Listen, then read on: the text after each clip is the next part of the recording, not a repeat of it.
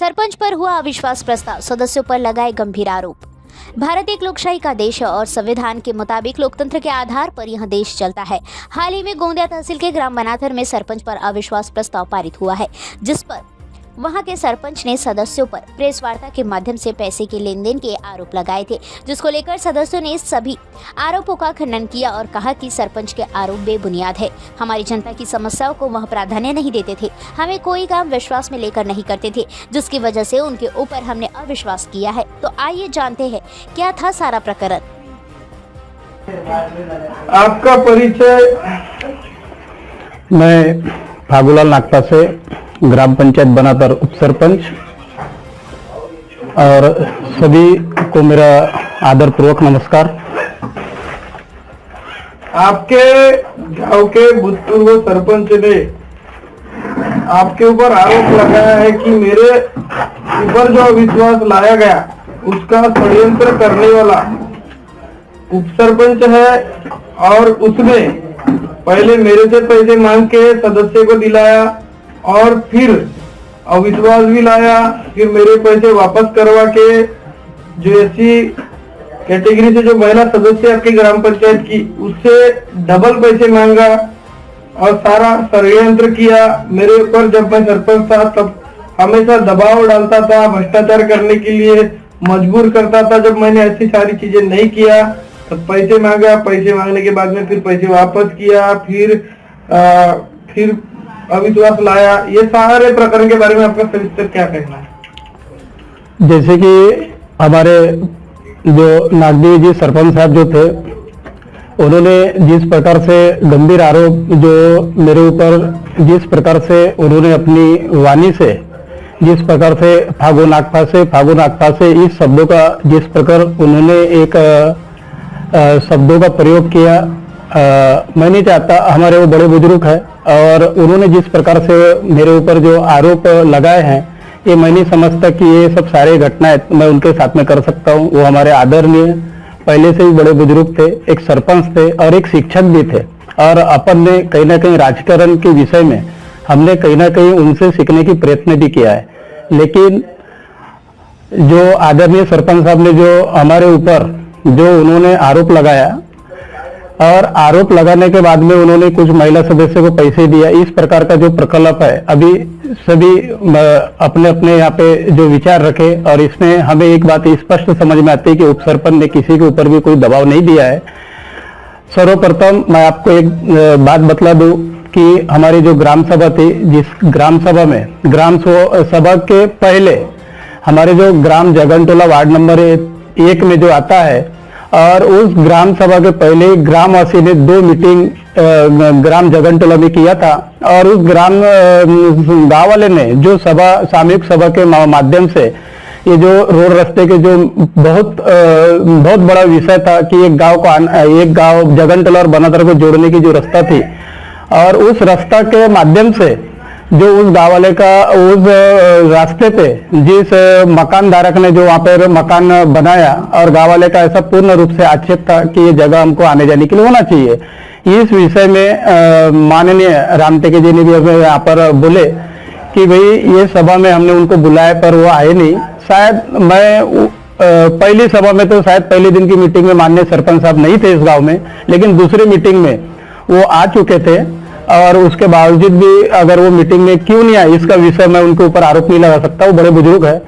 और दूसरी चीज, हमने जो हमारी ग्राम पंचायत में ग्राम जगनटोला के सभी वहाँ के नागरिकगण सभी लोग आए, तयकूब सभा के पहले की सभा जो होती है उसमें आए, और उन्होंने मांग की कि हमको इस बार की जो ग्राम सभा है ये हमारे ग्राम जगनटोला में होना चाहिए। और वो जगनटोला में हमने उनके मांगने के अनुसार हम ग्राम सभा वहाँ पे जगनटोला चौक के ऊपर लिए, और जिसमें पूर्ण रूप से सरपंच के ऊपर जब गांव वाले ने जब वार्ता जब हुई तो उसमें पता चला, हमको सभी मेंबर को ये बात पता चला कि ग्राम पंचायत के सरपंच साहब ने जो एनओसी मकान धारक को दिया, और उसके बाद में बांधकाम पूर्ण हुआ। ऐसे तहसीलदार के माध्यम से हमारे राम टेके जी मैडम जो वहाँ पे मेंबर है, इन्होंने वहाँ पे जाके पता किया। जब हमको पता चला पूरे मेंबर लोगों को कि इन्होंने बांधकाम की एनओसी देने के बाद वो बांधकाम पूर्ण हुआ है और आज वहाँ के रास्ता का आवागमन पूर्ण रूप से बंद हो चुका है। इसी कारण हमारे सभी जो मेंबरों ने जो अपनी अपनी वाणी से यहाँ पर जो बतला है, बिल्कुल रूप से जब से ही हमको ऐसा लगा कि सरपंच साहब हमारी नहीं सुन रहे, कहीं ना कहीं बिना बोले एनओसी दे रहे हैं। ग्राम पंचायत में भी कोई कोई बातों का जब अपन विचार करते थे तो वो एकदम चिढ़ जाते थे हमारे ऊपर कि तुमको मेरे ऊपर विश्वास नहीं, क्या मैं क्या ये नहीं कर सकता, क्या मेरे ऊपर कार्रवाई होंगी, इस प्रकार की बातों बोल के हमारे ग्राम सदस्य को वो दबाने का काम करते थे। और मुझे थोड़ी बहुत जानकारी रहती थी सारी चीजों का, तो मैं बोलने जाता था तो मुझे बोलते थे कि तू मेरे ऊपर दबाव बनाता है। इस प्रकार की कोई भी घटना अपने ग्राम पंचायत में नहीं हुई है। आपके गांव में एक कार्यक्रम हुआ था जो शिव पुराण का हिंदू धर्म का कार्यक्रम था, उसमें जो है कि कुछ पत्रिका वगैरह में उप सरपंच और सदस्य के नाम नहीं छपे थे और वहां पे सरपंच का ही नाम था और सरपंच को आपने बोले थे कि मत जाना और वहां पे वो चले गए और इसी के चलते ज्यादा मनमुटाव हुआ और फिर आपने षड्यंत्र रचे और उनको निकालने का, ये बात कहाँ तक सच है? मैं पहले भी बोल चुका हूँ कि हमारे माननीय बुजुर्ग हैं और वो शिक्षक भी है, हम उनके शिष्य के बराबर हैं और इस प्रकार की जो बातों का वार्तालाप जो माननीय हमारे जो सरपंच साहब जिनके ऊपर 20 तारीख को अविश्वास पारित हुआ और उन्होंने इस प्रकार से जो गंभीर आरोप हमारे बीच में जो रखा है, मैं समझता हूँ ये आरोप अब उन्होंने किस विषय से रखा, क्या रखा, उनकी सोच क्या थी। ये आरोप अगर लगाने के पहले भी हमको बोल सकते थे, लेकिन अविश्वास आने के बाद वो सारे आरोप हमारे ग्राम पंचायत के सदस्य मेरे ऊपर लगाते हैं। तो ये मैं समझता हूँ कि ये कहीं ना कहीं गलत है और मैंने पहले ही बोला कि वो हमारे बड़े बुजुर्ग है और अपन इस प्रकार की बातें वार्तालाप अपन नहीं कर सकते। हमने पहले भी उनको एक मान सम्मान से आदर से अपन ने प्रयत्न किया, लेकिन कहीं ना कहीं उम्र के हिसाब से कहीं ना कहीं थोड़ा सा चिड़चिड़ापन आता था। कई बार मुझे भी बोलता था कि मैं उप सरपंच को भी नहीं पहचानता, मैं तेरी नहीं सुनता, मैं अपने हिसाब से ग्राम पंचायत चलूंगा। इस प्रकार का वार्तालाप कई बार हमारे बीच में हुआ है, लेकिन अपन ने कभी भी इसको पब्लिसिटी नहीं किया। लेकिन आज सरपंच साहब ने जिस प्रकार से मीडिया के सामने आकर उन्होंने इस प्रकार का जो मेरे ऊपर आरोप लगाया, ये कहीं ना कहीं ये सब गलत है, ऐसा मैं पूर्ण विश्वास के साथ में बोलता हूँ। उन्होंने गंभीर आरोप लगाया कि पहले तो मुझे बोला कि पूरे सदस्य आपके विरोध में हुए हैं, तो कुछ 4 सदस्य को पैसे देने लगा, जिसमें से एक सदस्य को 20,000 और बाकी सदस्य को 10,000 मेरे से दिलाने लगाया। उसके बाद में भी मेरे से गद्दारी किया। फिर रामटेके भाई को आमिष दिया कि तुम्हें सरपंच बनाएंगे, उससे पैसे लिया और डबल पैसे मेरे से ज्यादा पैसे दिलाकर मुझ पर अविश्वास लाया गया। ये कहाँ तक सही है? अभी बारी बारी से सभी अपने महिला सदस्य ने अपने बारी बारी अपने आपके न्यूज के माध्यम से उन्होंने स्पष्ट किया है और जो जिस प्रकार से उन्होंने बोला है कि भाई मैंने उप सरपंच को उप सरपंच ने षड्यंत्र रचा है, उप सरपंच ने ये अविश्वास लाया है।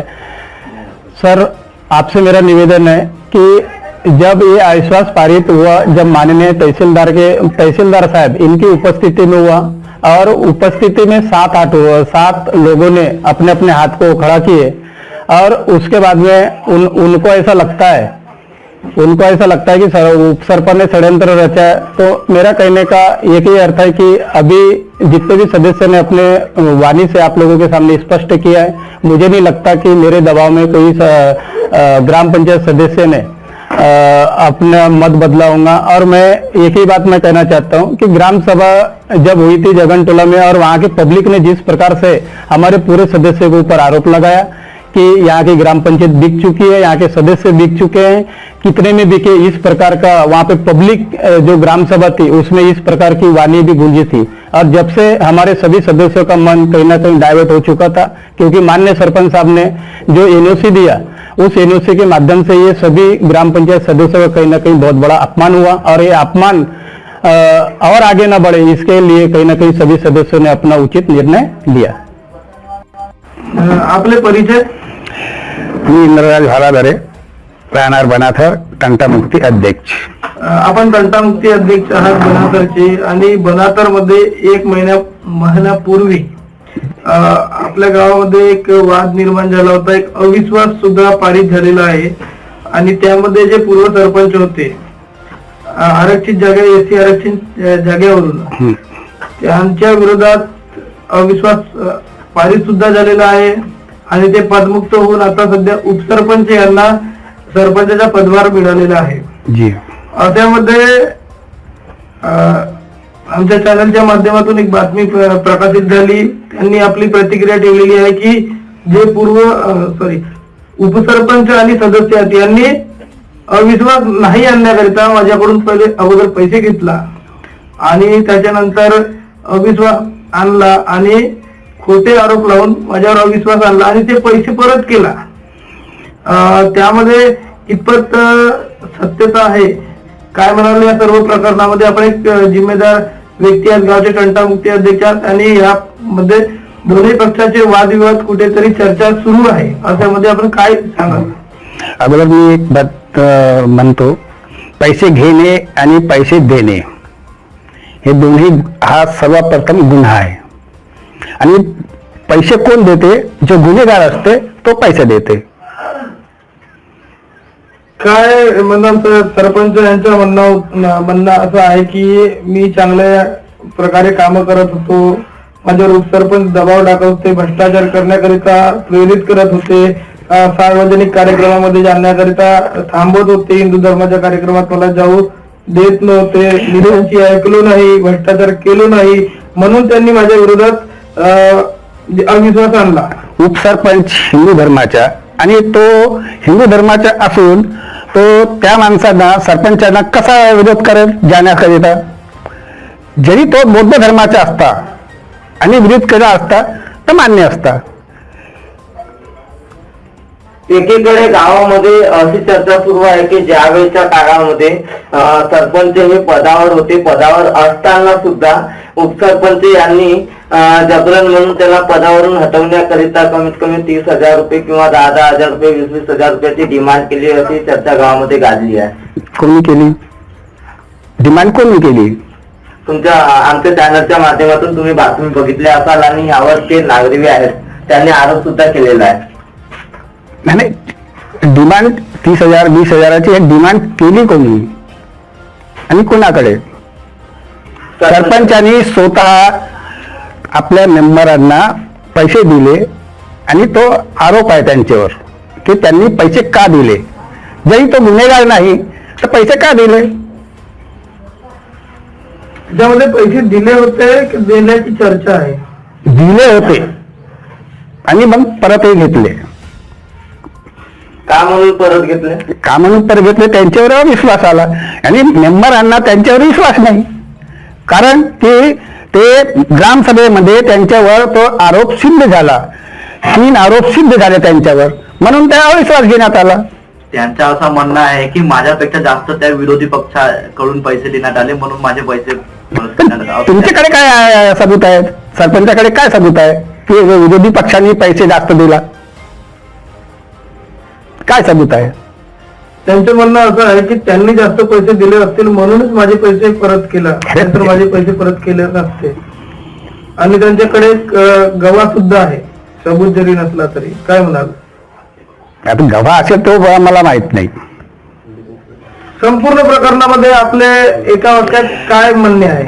संपूर्ण वाक्यात जे उपसरपंचावर जे महिलांच्या हळदी कुंकूचा कार्यक्रम होता आणि त्या कार्यक्रमामध्ये सुनैना ताई कछवा हे त्या कार्यक्रमाचे अध्यक्ष होते आणि त्या ठिकाणी 500-600 महिला जमा झाल्या.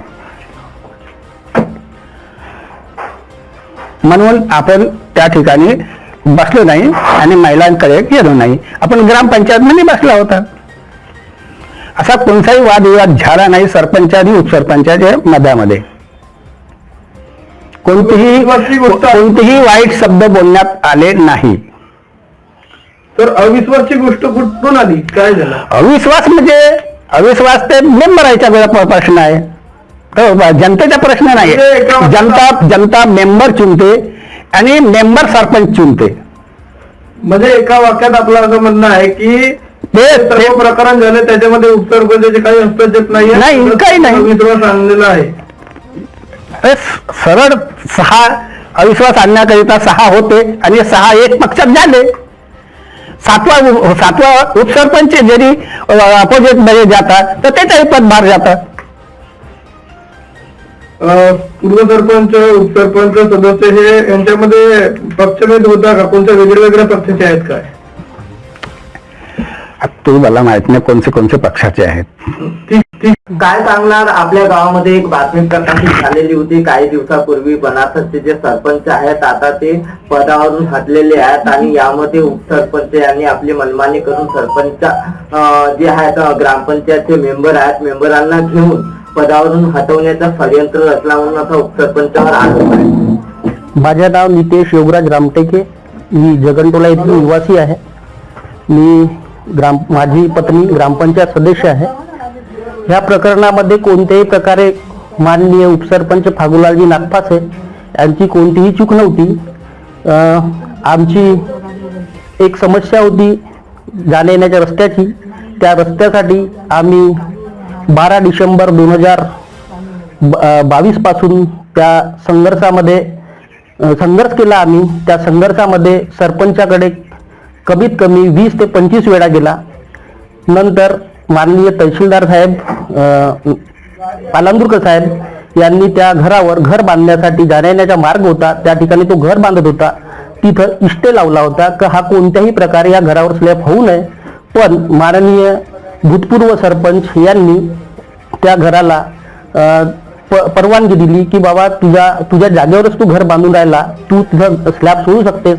त्या गोष्टीवर मान्यता घेऊन माननीय नायब तहसीलदार साहेब पालांदूरकर साहेब यांनी त्याला स्लॅब सोडण्याची परवानगी दिली. आम्ही जेव्हा त्याच्याकडे गेलो सरपंचाकडे की हा जो प्रकरण झाला आहे तुमची परवानगीचा आदेश आमच्याकडे आहे, कारण की त्या प्रदीप दिवार ह्या व्यक्तीनं आमच्या 4 लोकांवर गजेंद्र खरे, नितेश रामटेके, राजेश म्हात्रे आणि शुभम गुप्ता या 4 लोकांवर आरोप लावला होता की यांनी माझ्या घरावर रोक केलेली आहे. त्यांनी कोर्टात आमचा केस सोडला. मी 26/6/2023 जेव्हा त्याच्याकडे गेलो सरपंचाकडे, भूतपूर्व सरपंचाकडे, तो म्हणू लागला की बाबा मी सरपंच या ग्रामपंचायतच्या, तुला काही समजे नाही, मी जो म्हणतो तो सत्य आहे, तुम्हाला ज्या कोर्टात जायचं आहे त्या कोर्टात जा, पण मी तुमच्याकडे काही येऊ नाही.